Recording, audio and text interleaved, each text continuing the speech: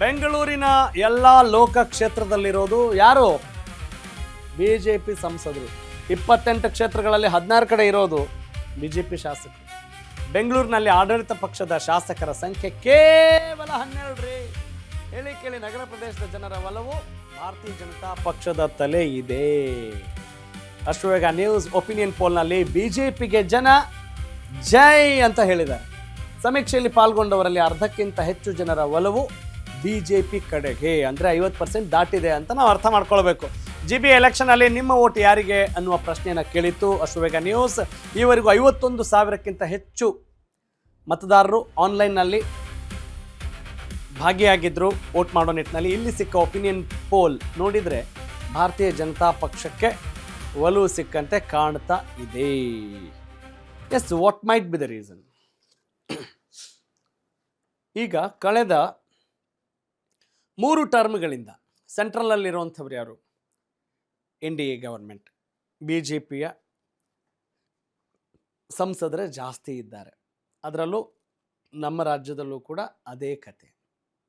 ಈಗ ಬೆಂಗಳೂರು ಅಂತ ಬಂದಾಗ ಬೆಂಗಳೂರು ಸೆಂಟ್ರಲ್ಲು, ಬೆಂಗಳೂರು ಗ್ರಾಮೀಣ ಅಲ್ವಾ, ಬೆಂಗಳೂರು ಉತ್ತರ, ಅಲ್ಲಿ ಯಾರು ಸಂಸದರು ಯಾರಿರೋದು?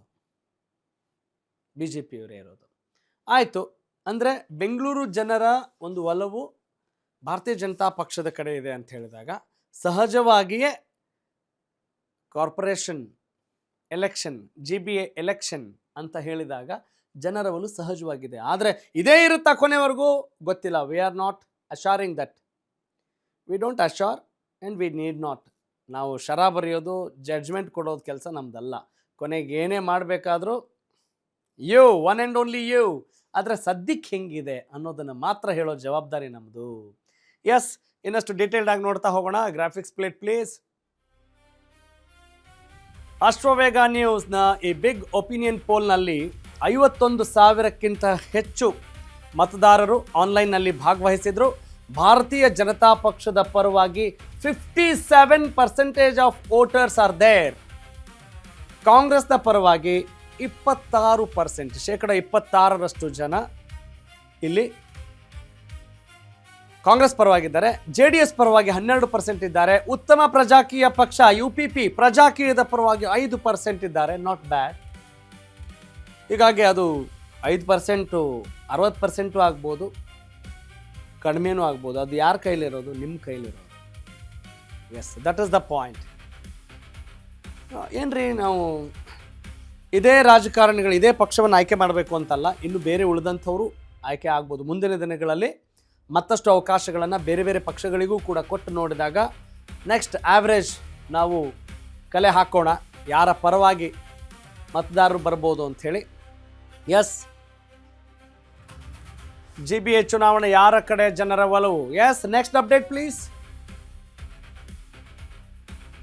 51,000 ಮಂದಿ ಭಾಗವಹಿಸಿದ್ರು. ಇದರಲ್ಲಿ BJP ಪ್ಲಸ್ JDS ದೋಸ್ತಿಗೆ 69% ವೋಟ್ ಕೊಟ್ಟಂಗೆ ಆಗುತ್ತೆ. ಕಾಂಗ್ರೆಸ್ 26%. ಅಂದರೆ ದೋಸ್ತಿ ಇಲ್ಲಿ ಕೆಲಸ ಮಾಡಿದೆ ಅಂತ ನಾವು ಅಂದ್ಕೊಳ್ಬೋದು. 57 ಪ್ಲಸ್ 12 69%, 12% JDS, 57% BJP, ಕಾಂಗ್ರೆಸ್ 26%. ಅಂದರೆ ರಾಜ್ಯ ರಾಜಧಾನಿಯಲ್ಲೇ ಯಾರ ಒಲವಿಲ್ಲ, ಯಾರ ಪರವಾಗಿಲ್ಲ? ಕಾಂಗ್ರೆಸ್ ಪರವಾಗಿ ಇಲ್ಲ ಅನ್ನೋದು ದಿಟ. ಕಾಂಗ್ರೆಸ್ ಪರವಾಗಿ ಜನರ ಅಭಿಮತ ಸದ್ಯಕ್ಕೆ ಇಲ್ಲ ಅನ್ನೋದು ಸತ್ಯ. That is truth.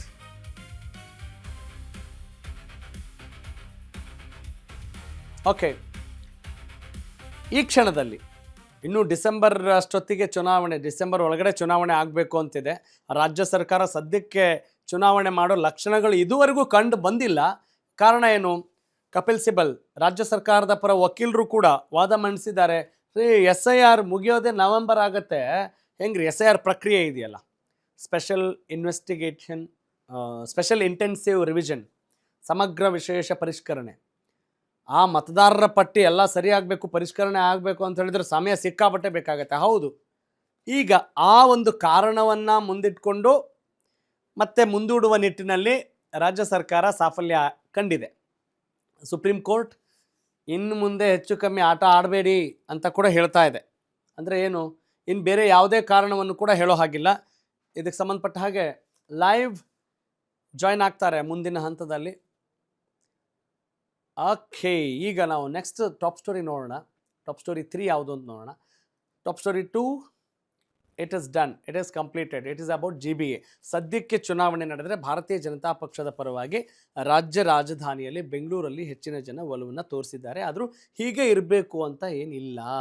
ಪ್ರಜಾಕೀಯಕ್ಕೆ 5%, JDSಗೆ 12%, ಇನ್ನು ಕಾಂಗ್ರೆಸ್ಗೆ 26%, ಹಾಗೆಯೇ ಭಾರತೀಯ ಜನತಾ ಪಕ್ಷಕ್ಕೆ 57%.